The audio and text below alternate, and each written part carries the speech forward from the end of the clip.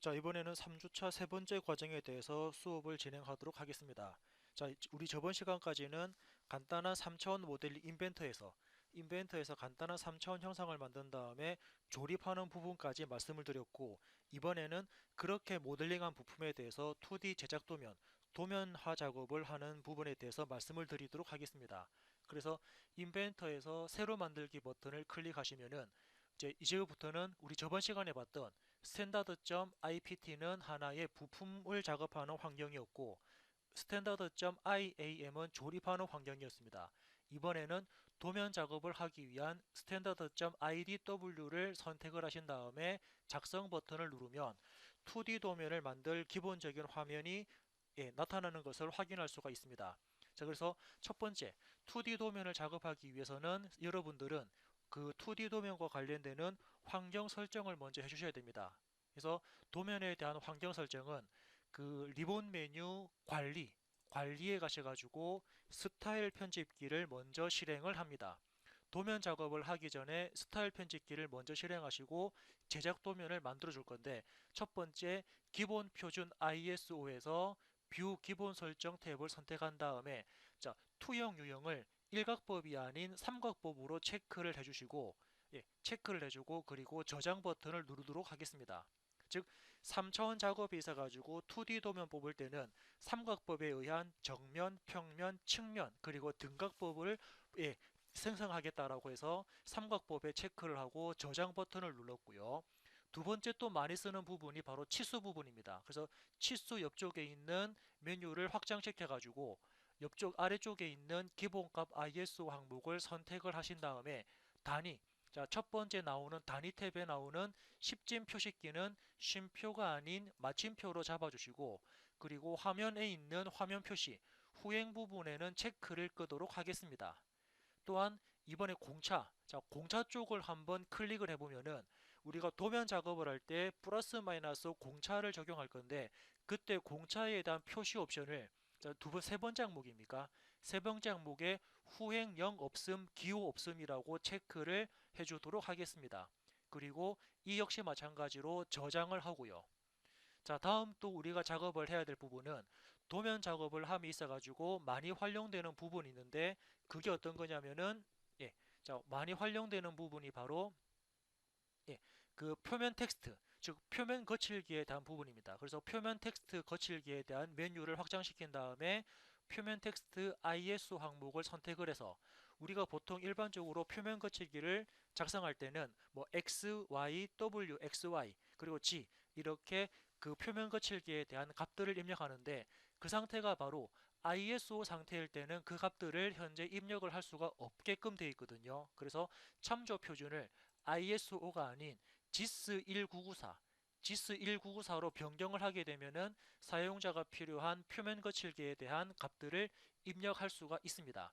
자, 일단 기본적으로는 몇 가지만 이렇게 세팅을 한 다음에 2D 작업을 하기 위해서 저장 버튼을 누르고 마지막에 저장 및 닫기를 하게 되면은 2D 도면화 작업을 할 수 있는 기본적인 환경 설정이 끝났습니다. 이제부터 우리 저번 시간에 작업했던 한번 그림을 열어보도록 하겠습니다. 일단은 뭐죠? 그 열기라는 버튼을 이용해서 자, 우리가 예를 들면은 바탕화면이었습니까? 바탕화면에 보시게 되면은 일단 취소를 하고요. 자, 먼저 2D 도면으로 만들 형상을 지난주에 했던 그 슬라이더 형상에서 첫 번째 나오는 베이스 형상을 한번 2D 도면으로 뽑아보도록 하겠습니다.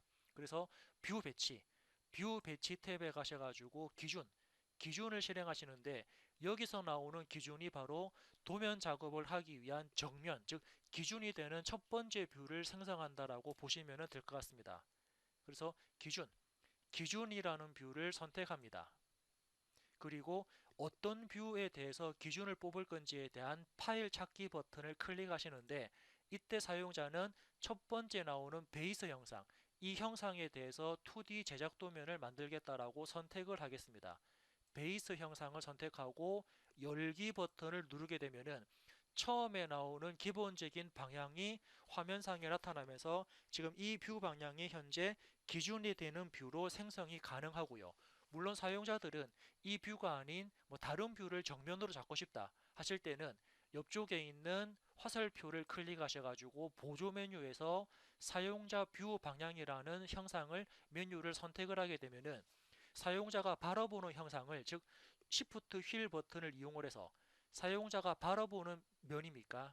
즉 사용자가 앞쪽을 바라보게 되면은 현재 바라보는 이 방향을 정면으로 잡겠다, 또는 형상을 우측면을 선택하게 되면은 현재 바라보는 우측면을 정면으로 잡겠다, 또는 화면을 윗부분입니까?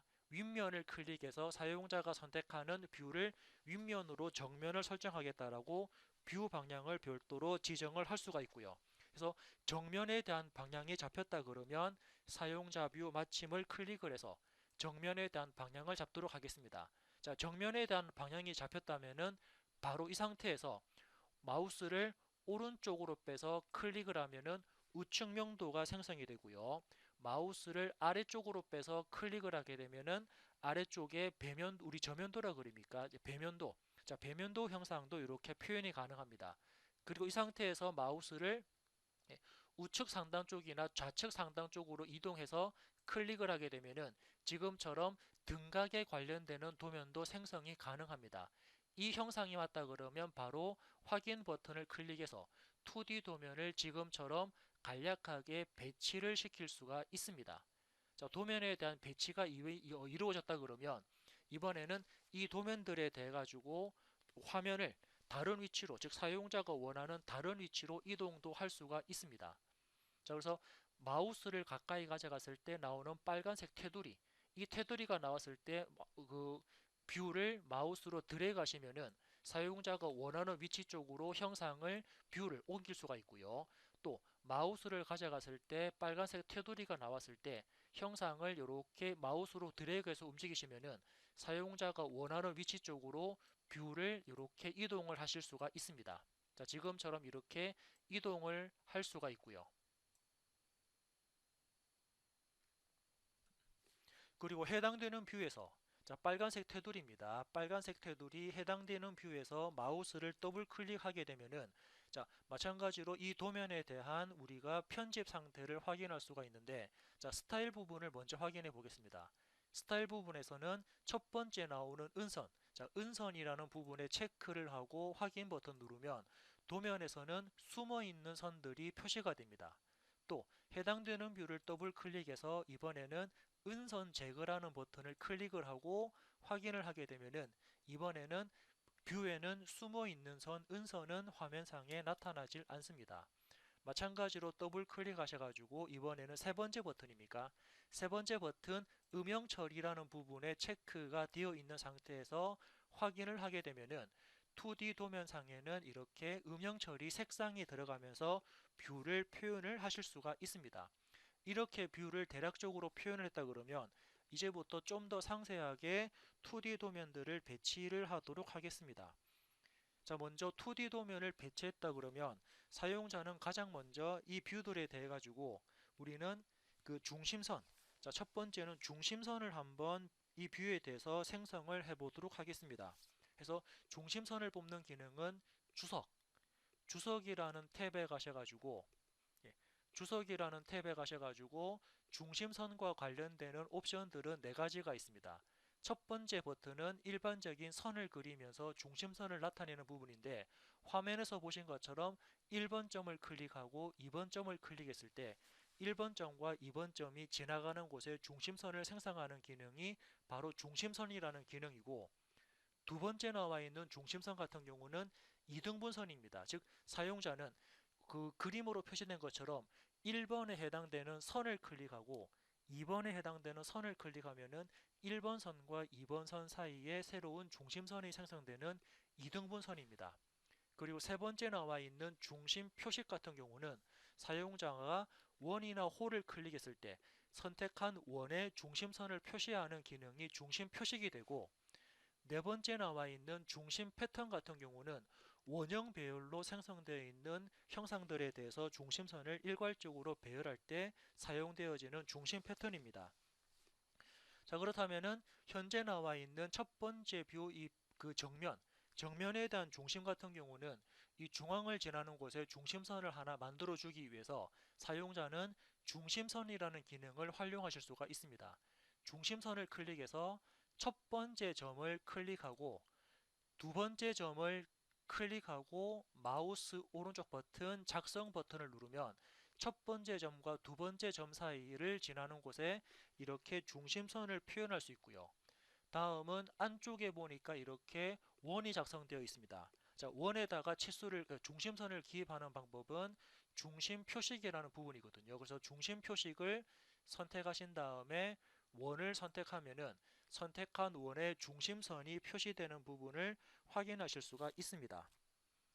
자, 다음은 아래쪽 부분에도 동일하게 이 부분 볼까요? 자, 이 부분에도 동일하게 사용자는 중심선을 넣어야 되는데, 자, 이때 중심선은 조금 전에 보신 것처럼 중심선이라는 기능 가지고 첫 번째 점과 두 번째 점을 클릭해서 중심선을 만드셔도 되는데, 여기서는 이등분선을 한번 표현해 보겠습니다. 이등분선은 선과 선 사이에 중간에 해당되는 선을 중심선을 배치하는 기능입니다. 그래서 첫 번째 선을 선택하고 두 번째 선을 선택하면은 첫 번째 선과 두 번째 선 사이에 중심선이 생성되는 모습을 볼 수 있고요. 아래쪽 부분도 동일하게 중심선 작업을 해보도록 하겠습니다. 지금 중심선은 자, 여기 아래쪽에 있는 그 카운터 보호 위치에 중심선이 표현되어야 되기 때문에 이때는 마찬가지로 중심선 이등분선, 중심선 이등분이라는 기능을 활용해서 왼쪽 선을 클릭하고 오른쪽 선을 클릭했을 때 중심선을 표시를 할 수가 있습니다. 가령 예를 들어 가지고 사용자가 중심선에 대한 길이가 좀 짧다라고 표현이 된다 그러면 자, 현재 실행 중인 그 중심선 기능을 키보드 ESC 기능으로 해서 중심선 기능을 종료하신 다음에 끝점입니까? 예, 그 중심선에 대한 끝부분에 마우스를 가져가서 마우스 왼쪽 버튼으로 드래그 하시면은 중심선에 대한 길이를 지금처럼 이렇게 변경을 하실 수가 있습니다. 그래서 적당한 길이로 변경을 하셔가지고 마우스 버튼을 떼시게 되면은 중심선에 대한 길이도 같이 변경이 가능합니다. 아무튼 이렇게 도면상에 나와 있는 중심선들을 한번 배열을 해봤고요.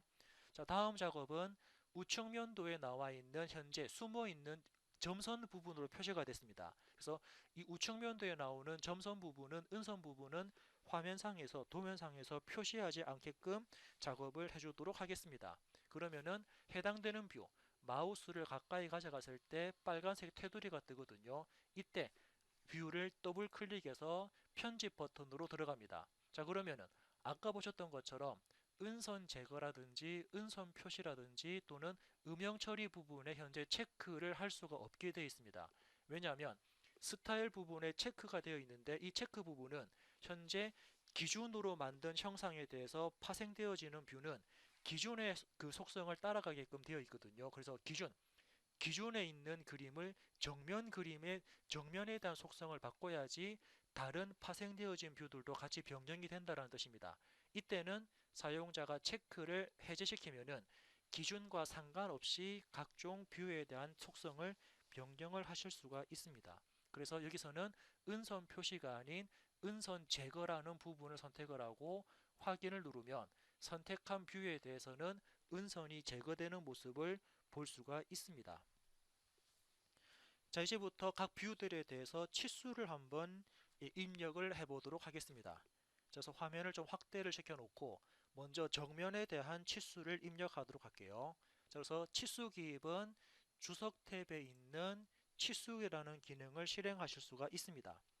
자, 그래서 치수라는 기능을 실행하신 다음에 우리 치수 기입 방법은 그 파트 모델링 또는 부품 모델링 환경에 있는 스케치에서 치수를 기입하는 방법과 동일하다라고 보시면 되고요. 자, 치수를 입력하도록 하겠습니다.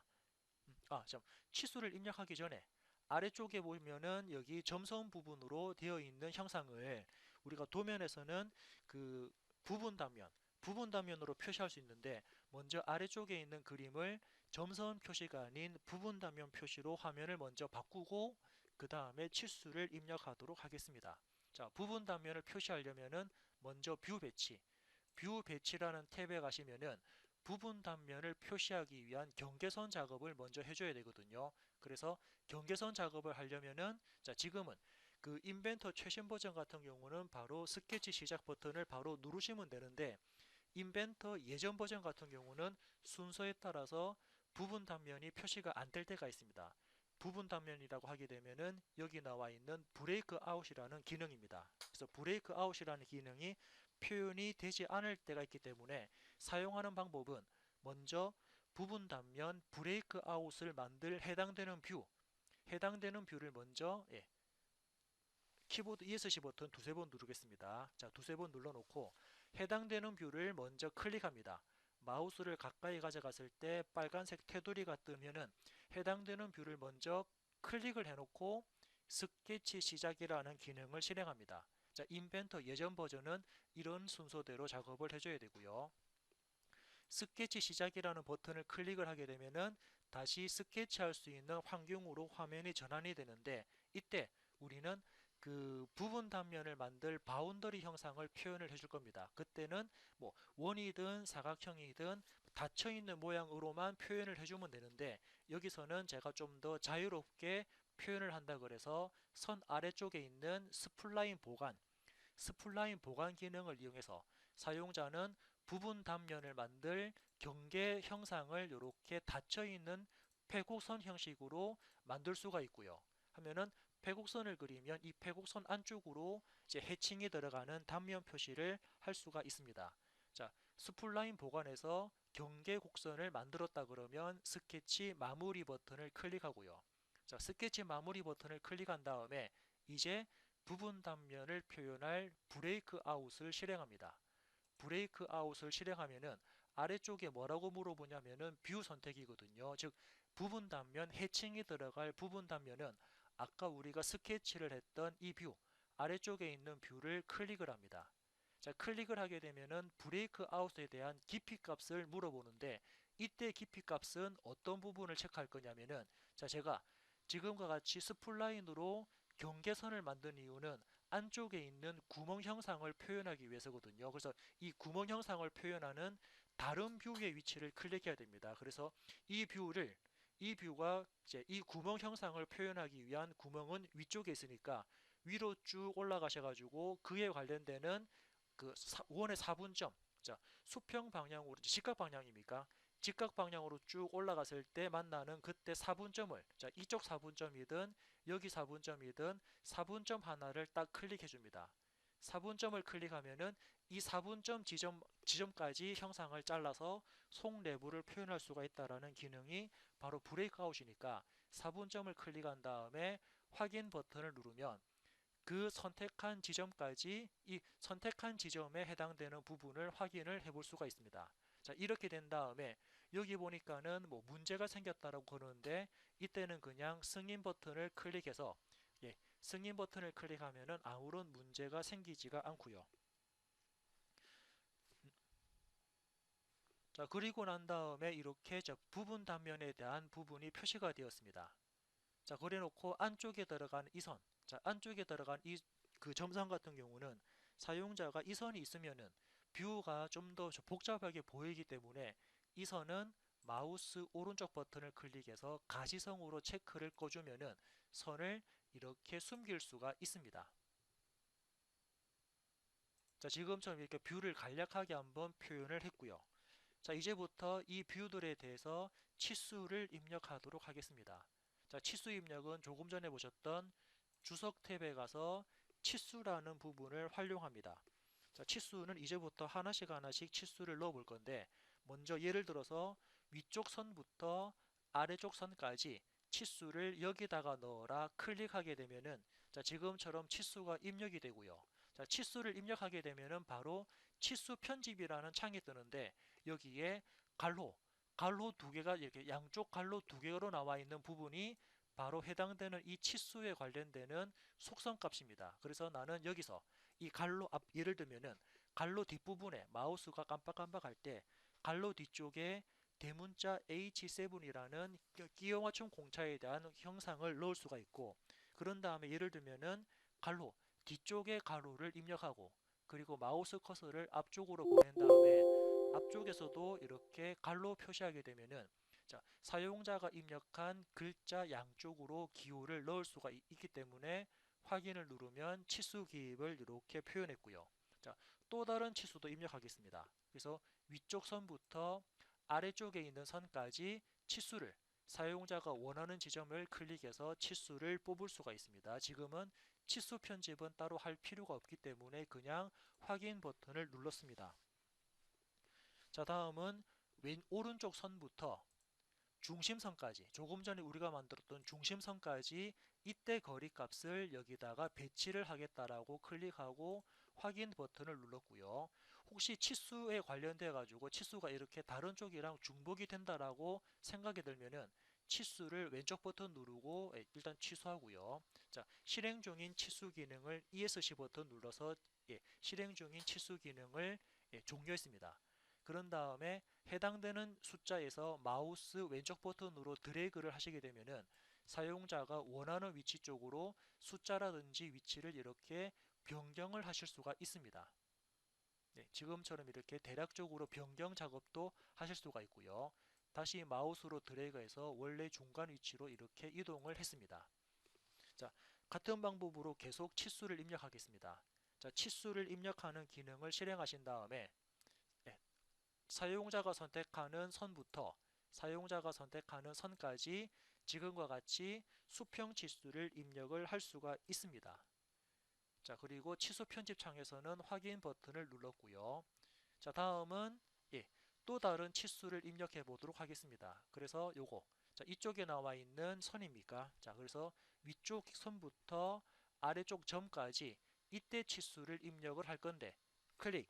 이때는 사용자가 예를 들면은 5라는 값에서 뒤쪽에다가 예를 들면은 곱하기 45도라고 입력을 해서 도에 관련되는 특수 문자, 여기 보니까는 지름에 관련되는 문자와 그리고 각도에 대한 옵션이 있으니까 각도에 대한 치수를 입력하고 확인 버튼을 누르면 확인 버튼 누르고 다시 키보드 ESC를 눌러서 치수 기능을 종료합니다. 그리고 숫자를 마우스로 드래그해서 원하는 위치 쪽으로 치수를 옮길 수가 있고요.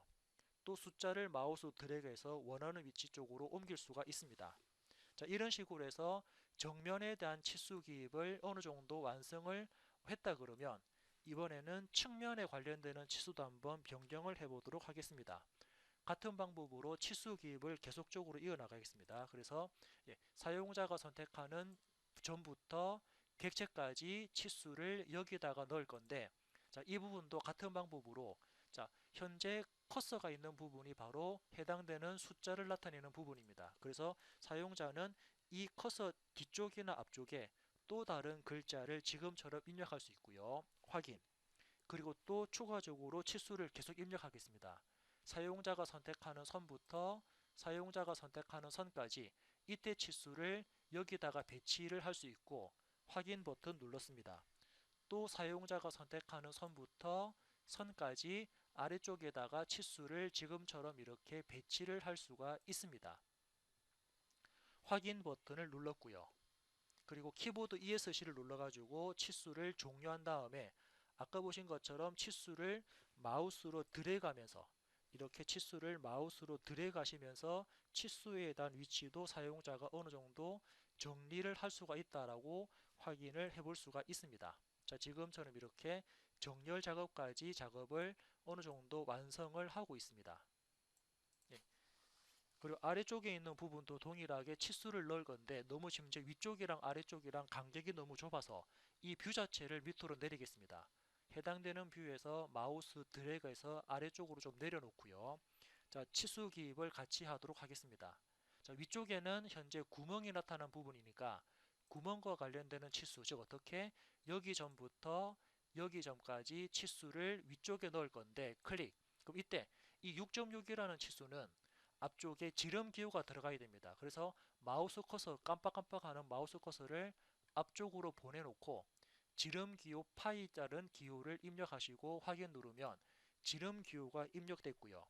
같은 방법으로 아래쪽에 있는 선부터 아래쪽에 있는 선까지 동일한 방법으로 치수를 빼는데 커서 앞쪽에 그죠? 마우스 커서를 앞으로 보내놓고 지름 기호 파이 자를 입력하고 확인 누르면 이렇게 지름과 관련되는 기호도 입력이 가능합니다.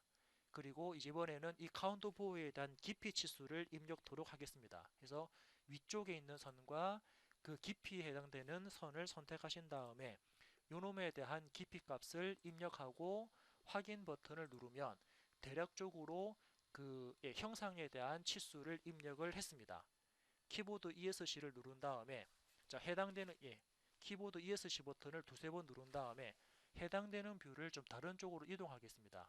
테두리 위에서 마우스 드래그 또는 테두리 위에서 마우스를 드래그해서 형상에 대한 뷰를 다른 위치 쪽으로 잠깐 좀 이동 좀 시켰고요. 자 이번에는 그 기하 공차를 표현하기 위한 데이텀 식별자 기호, 기준 기호를 한번 넣어 보도록 하겠습니다.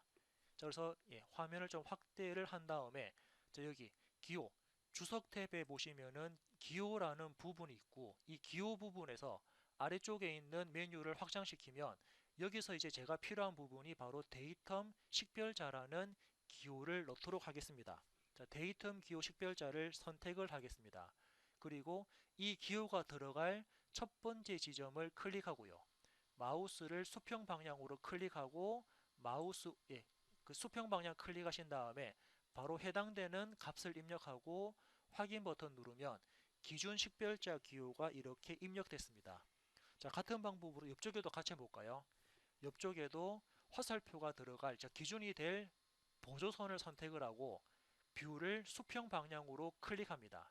클릭하면은 바로 그 기준되는 그 기호 값을 넣을 수 있는데 여기서는 제가 B라는 값을 입력을 하고 확인 버튼을 누르도록 하겠습니다. 자, B라는 값 입력하고 확인 버튼 누르면 이렇게 B라는 기호가 들어갔고요.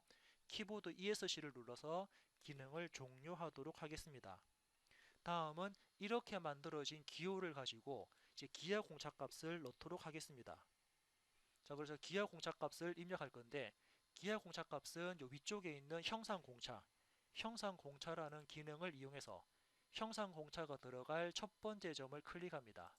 그리고 형상 공차가 들어갈 수직 방향으로 뷰를 뽑아 놓고 클릭, 그리고 오른쪽 방향으로 뷰를 전환시킨 다음에 마우스 오른쪽 버튼 계속을 누르도록 하겠습니다. 자 지금 형상이 왼쪽으로 바뀌었는데 나중에 위치를 바꿀 수가 있거든요.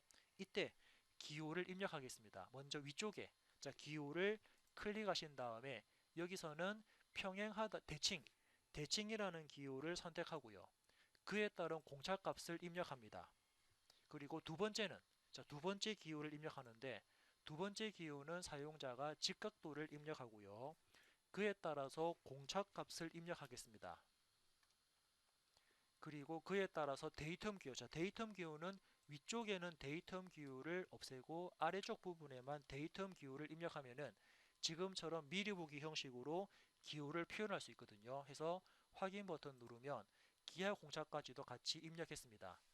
키보드 ESC를 눌러서 기능을 종료한 다음에 이 글자를 이렇게 오른쪽으로 배치를 다시 마우스 드래그해서 배치를 하도록 하겠습니다.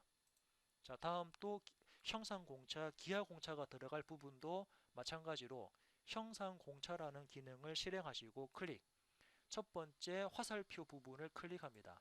두 번째 그 마우스를 직각 방향으로 옮겨 놓고 클릭합니다. 직각 방향 옮겨 놓고 클릭, 마우스 오른쪽 버튼 계속을 하신 다음에 여기서도 같은 방법으로 우리는 이제 두 번째 부분은 두 번째 부분을 없애겠습니다. 그래서 형상 공차 두 번째 부분은 없음으로 잡아주고 첫 번째 기호만 직각도를 잡습니다. 그에 따라서 공차값을 넣어주고 그에 따라서 데이터 값을 입력을 하신 다음에 확인 버튼을 누르면 이렇게 기하 공차값이 입력되는 거 확인할 수 있고요. 물론 키보드 ESC를 눌러가지고 이 기하 공차를 사용자가 다른 위치로 이렇게 이동을 하실 수가 있습니다. 자, 지금은 아마 형상이 표현됐기 때문에 삭제하고 새로 한번 표현해 보겠습니다. 이놈을 마우스 오른쪽 버튼 삭제한 다음에 자, 다시 형상 공차를 새롭게 입력하겠습니다. 그래서 첫 번째 점을 클릭하고 마우스를 수직 방향으로 빼서 클릭, 그리고 뭐 예를 들어서 왼쪽 방향으로 빼서 한번 클릭하고 마우스 오른쪽 버튼 계속을 눌렀습니다.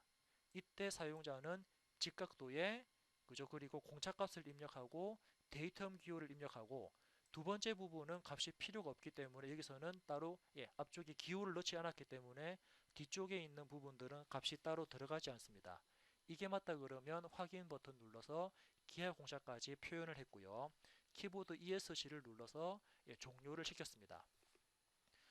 자, 이번에는 이제 이 형상들에 대해서 그 표면 거칠기 기호를 넣으면서 마무리를 하도록 하겠습니다.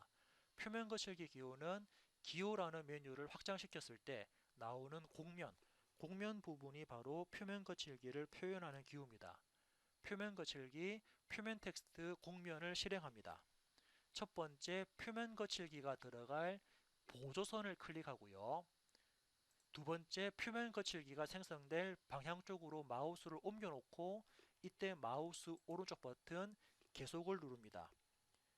그러면서 지금은 재질 제거가 요구됨이라는 부분을 체크하신 다음에 그때 공차값, 표면 거칠기 공차값을 입력을 하고 확인 버튼을 누르면 이렇게 표면 거칠기 기호가 들어갔고요. 자, 반대쪽 부분도 동일하게 한번 해보겠습니다. 자, 표면 거칠기가 들어갈 치수 보조선을 클릭하고 표면 거칠기가 들어갈 방향 쪽으로 마우스 옮겨 놓고 마우스 오른쪽 버튼 계속을 누릅니다. 그런 다음에 재질 제거가 요구됨, 그리고 값을 입력하시고 확인 버튼 누르면 거칠기 기호가 들어갔고요.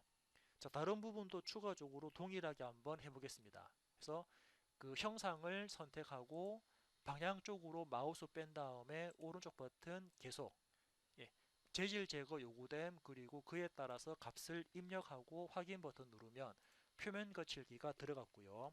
바닥 부분도 동일하게 거칠기 값을 주면서 마무리를 하도록 하겠습니다. 그래서 해당되는 선을 선택하고 방향 쪽으로 마우스 뺀 상태에서, 자, 다른 쪽 해볼까요? 키보드 ESC를 눌러서 취소한 다음에, 자, 다른 방향, 이제 아래쪽에 한번 해보겠습니다. 기호라는 기능을 실행하고 기호가 들어갈 선을 선택합니다. 그리고 표면 거칠기가 들어갈 방향 쪽으로 마우스를 옮겨 놓고 마우스 오른쪽 버튼 계속, 그리고 거칠기가 요구됨, 그에 따른 거칠기 값 입력하고 확인 버튼 누르면 사용자가 원하는 부분의 거칠기 값까지 도면 작업을 완성했습니다. 키보드 ESC를 눌러서 전반적으로 도면 상태를 확인했고요. 자, 그래서 이번 시간에는 우리가 처음에 작업한 도면을 가지고 모델링 형상이죠. 모델링 형상을 가지고 그 정면, 평면, 측면에 해당되는 뷰를 만들었고 그 뷰에 대해서 중심선을 생성하면서 어느 특정 부분의 부분 단면 처리까지 끝냈습니다. 그리고 치수 기입과 특수한 기호, 즉 그 치수를 입력하면서 가지고 각종 기호들, 자, 뭐 예를 들면은 뭐 H7 같은 끼워 맞춤 공차 또는 파이라는 기호까지 입력했고, 그리고 기준 식별자와 형상 공차까지 넣고 표면 거칠기를 입력하면서 첫 번째 도면에 대한 부분을 어느 정도 완성했습니다.